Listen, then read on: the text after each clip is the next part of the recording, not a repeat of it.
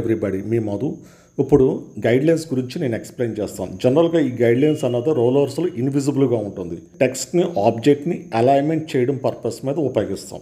మార్కులు పెట్టడానికి అంటే హార్జెంటల్ వెర్టికల్ లైన్స్ పెట్టి మనం సెట్ చేయడానికి ఈ గైడ్లైన్స్ అన్నది ఉపయోగించుకుంటాం. యాక్టివేట్ అవ్వాలంటే కంపల్సరీ రోలర్స్ యాక్టివేట్లో ఉండాలి. ఈ రోలర్స్ యాక్టివేట్లో పెట్టిన తర్వాత టాప్ లెఫ్ట్ కార్నర్ నుంచి డ్రాగ్ చేస్తే 0 పొజిషన్ క్రియేట్ అవుతుంది. అంటే అది మార్క్.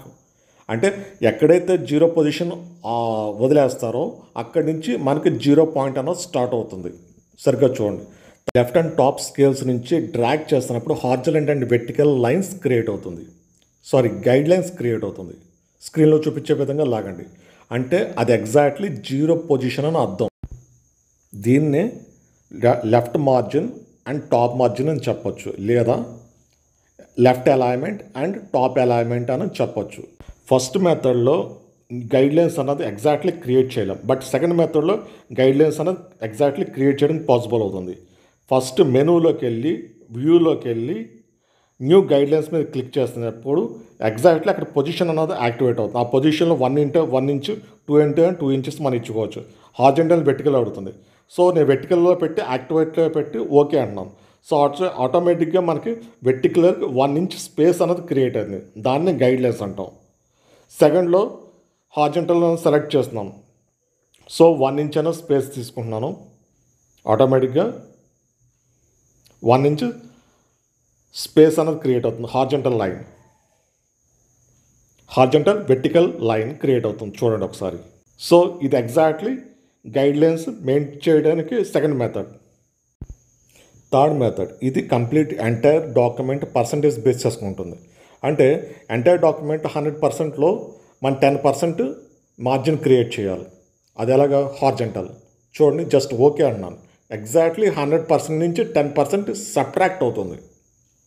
అంటే ఎగ్జాక్ట్లీ ఎంత క్రియేట్ అయింది? అది మార్జిన్ అన్నది 10% అన్నది మార్జిన్ అన్నది క్రియేట్ అయింది ఎంటైర్ డాక్యుమెంట్లో. అలాగే నాకు వెర్టికల్ లైన్ రావాలి కంపల్సరీగా. ఎంతలో? 100% 90 ఇచ్చాను.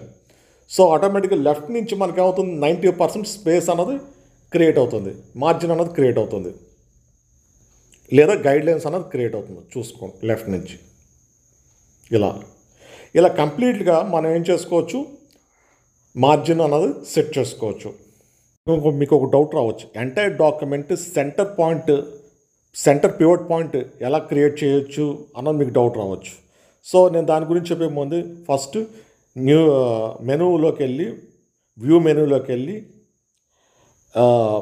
న్యూ గైడ్లైన్స్ మీద క్లిక్ చేస్తున్నప్పుడు ఎగ్జాక్ట్లీ 50% ఇస్తున్నాను.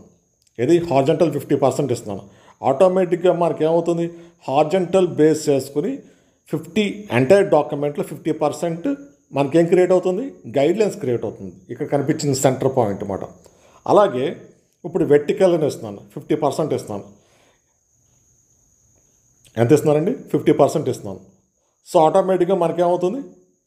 50% గైడ్లైన్ క్రియేట్ అవుతుంది. ఇప్పుడు మీకు కనిపించే పివట్ పాయింటే ఎగ్జాక్ట్లీ సెంటర్ పివట్ పాయింట్ అండి. అంటే ఎంటైర్ డాక్యుమెంట్కి సెంటర్ ఏరియా అని చెప్పొచ్చు. అది ఈ విధంగా మన పర్సంటేజ్ బేస్ చేసుకుని మనం ఎగ్జాక్ట్లీ డాక్యుమెంట్ సెంటర్ పాయింట్ అనేది క్రియేట్ చేస్తాం. సో ఇది ఎందుకు ఉపయోగపడుతుంది అంటే డిఫరెంట్ సైజెస్ ఉంటాయి. ఫర్ ఎగ్జాంపుల్ 12x7 ఉండొచ్చు, లేదా 12.6 లేదా 18.3 ఇలా ఉండొచ్చు. Different document sizes. కానీ ఎగ్జాక్ట్లీ సెంటర్ పాయింట్ క్రియేట్ చేయాలి. ఇలా 50% వేస్తే ఎగ్జాక్ట్లీ మనకేమవుతుంది? డాక్యుమెంట్ సెంటర్ పివట్ పాయింట్ అన్నది డిస్ప్లే కనిపిస్తుంది. సో ఈ విధంగా మనం ఏమవుతుంది? ఆబ్జెక్ట్ని అలైన్మెంట్ చేసుకోవడానికి మనకు ఉపయోగించుకోవచ్చు. ఆబ్జెక్ట్ కానీ, టెక్స్ట్ కానీ, మార్జిన్ సెట్ చేయడం కానీ, ఒక కాలమ్స్ డిజైన్ చేయడానికి పర్పస్ మీద మనం ఏమవుతుంది? ఈ గైడ్లైన్స్ అన్నది ఉపయోగిస్తాం. ఈ పర్టికులర్గా బుక్ అలైన్మెంట్ పర్పస్ మీద, next bill books alignment purpose మీద బాగా ఉపయోగపడుతుంది. నేను చెప్పే విధంగా మనం ట్రై చేస్తే చూడండి ఒకసారి.